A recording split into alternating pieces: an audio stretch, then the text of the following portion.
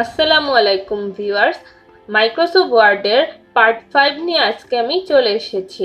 এই পার্টে মূলত আমি আপনাদের স্টাইল এই সেকশনটি নিয়ে আলোচনা করব।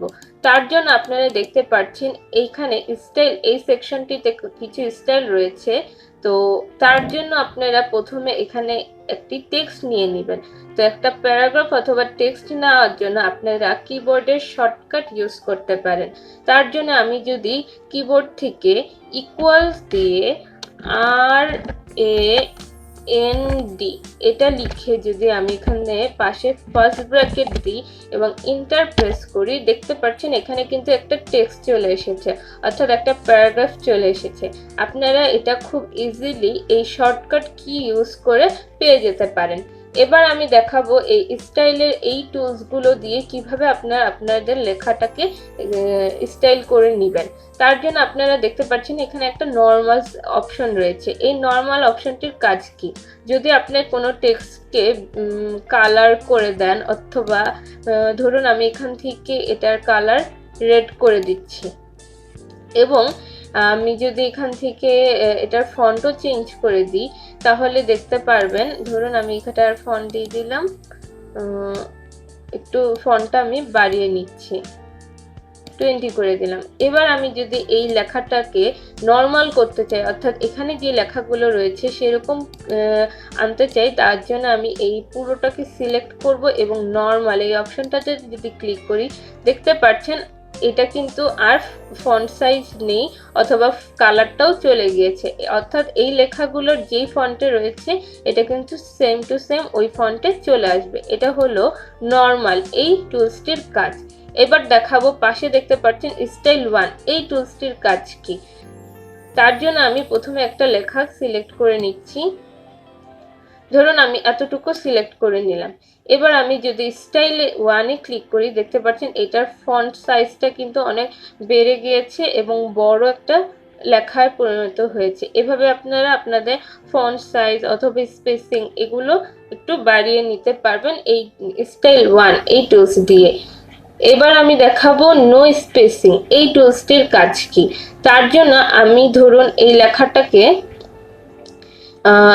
এই ফন্টে দিলাম, দেওয়ার পরে আমি যদি সেম টু সেম আগের ফন্টে নিয়ে যেতে চাই, তখন আমাকে আবার লেখাটা সিলেক্ট করতে হবে এবং এই নো স্পেসিং টুলসটিতে ক্লিক করলে দেখতে পাচ্ছেন এটা স্পেসটা কমে একটু কম হয়েছে, অর্থাৎ এক সাইজ স্পেস কমে যাবে এবং এটার লেখাটা কিন্তু একটু ছোট হয়ে আসবে। দেখতে পাচ্ছেন এটা ডিফারেন্ট এবং নরমালি ক্লিক করলে কিন্তু আগের অবস্থানে চলে যাবে। তা আমরা নো স্পেসিং এই টুলসটি ব্যবহার দেখে নিলাম।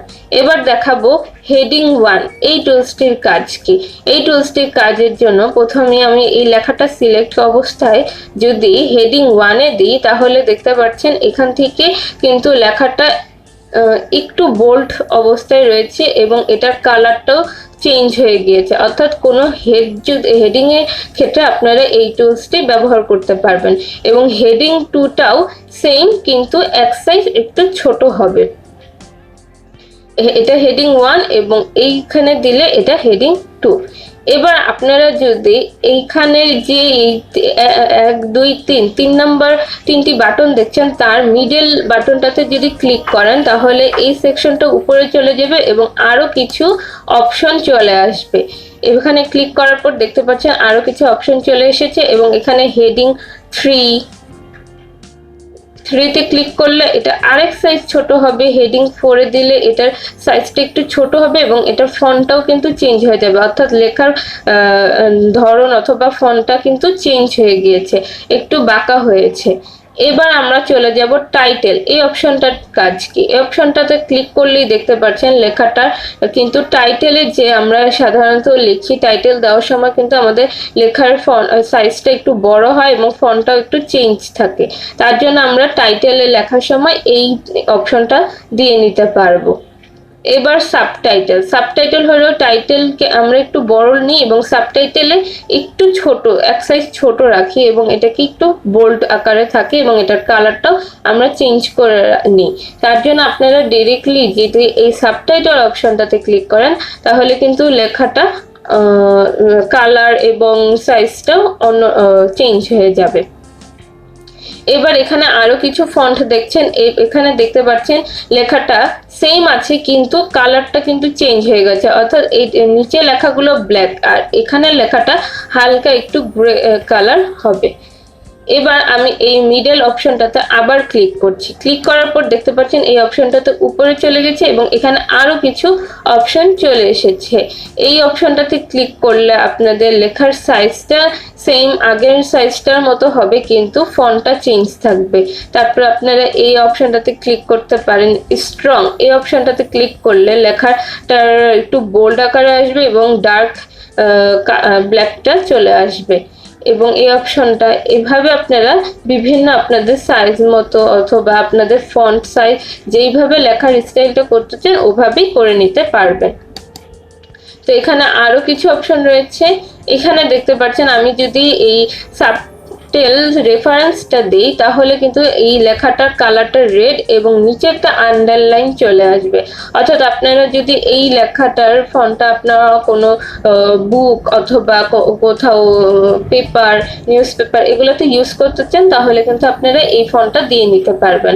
দেন আমি এই অপশনটাতে গেলে দেখতে পাচ্ছেন এটাও সেম প্রায় কাছাকাছি, কিন্তু এটার যে ফার্স্ট ওয়ার্ডগুলো আছে সেগুলো কিন্তু সবগুলো ক্যাপিটাল লেটারে চলে আসবে, অর্থাৎ পুরো লাইনটাই কিন্তু সবগুলো ক্যাপিটাল লেটারে চলে আসবে এবং নিচে একটা দাগ চলে আসবে। এবং বুকের ক্ষেত্রে বুক টাইটেলের ক্ষেত্রে আপনারা এই অপশনটা দিতে পারেন, অথবা আপনাদের অনেক সময় বুক পাবলিশের জন্য অথবা বুক তৈরি করার সময় আপনারা এই টাইটেলটা ইউজ করে নিতে পারবেন।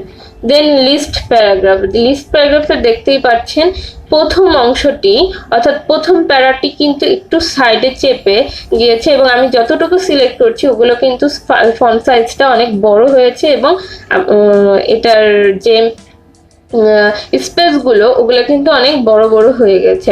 এভাবে আপনারা যদি পুরোটাকেও সিলেক্ট করে নিতে পারবেন। ধরুন প্রথম প্যারাটুকু আমি সিলেক্ট করে এবার লিস্ট প্যারাগ্রাফে দিচ্ছি, দেখতে পাচ্ছেন যে প্রথম যতটুকু সিলেক্ট রয়েছে এবং আমি এটার ফন্ট সাইজটা চেঞ্জ করে নিয়েছিলাম তার জন্য প্রথম লাইনটুকু একটু বোল্ড আকারে থাকবে এবং নিচের প্যারাগুলো আগের অবস্থানেই থাকবে।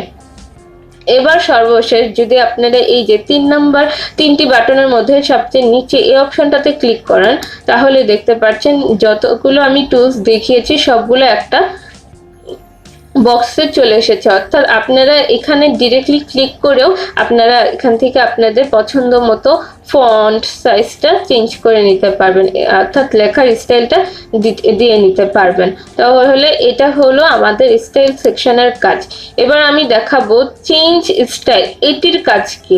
এই অপশনটিতে ক্লিক করলেই দেখতে পাচ্ছেন এখানে 3টি অপশন রয়েছে, একটা হলো স্টাইল শিট, একটা কালার্স আর একটা হলো ফন্টস।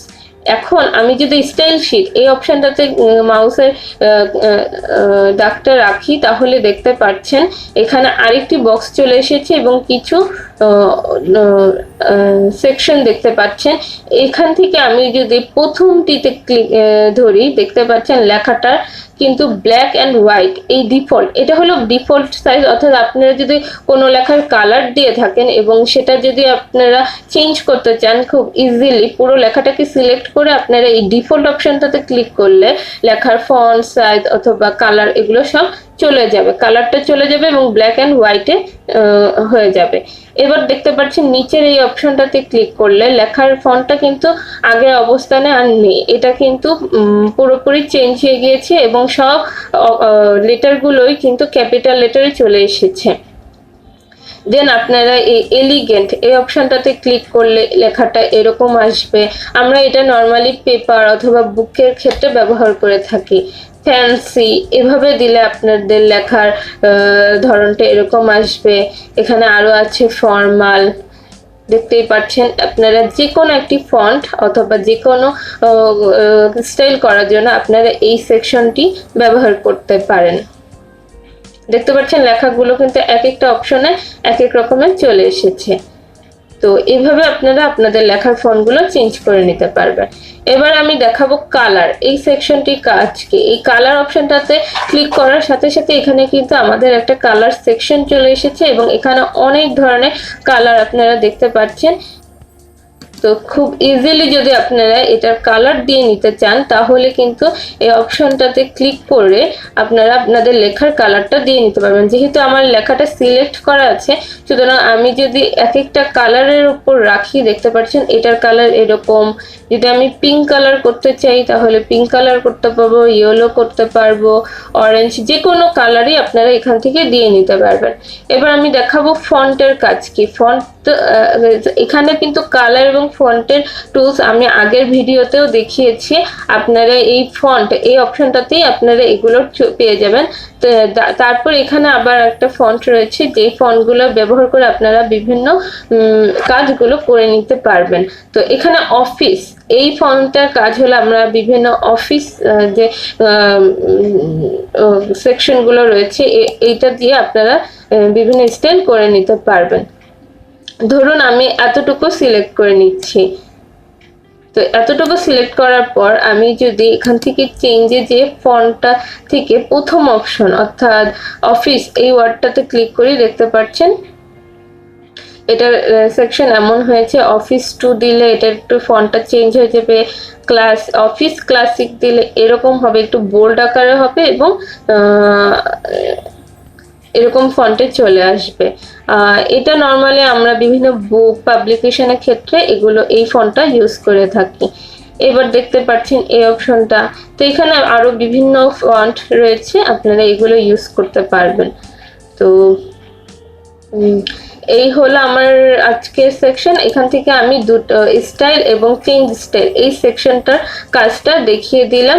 তো ভিডিওটি ভালো লাগলে অবশ্যই লাইক, কমেন্ট এবং শেয়ার করে দিবেন এবং আমার চ্যানেলটি অবশ্যই সাবস্ক্রাইব করতে ভুলবেন না।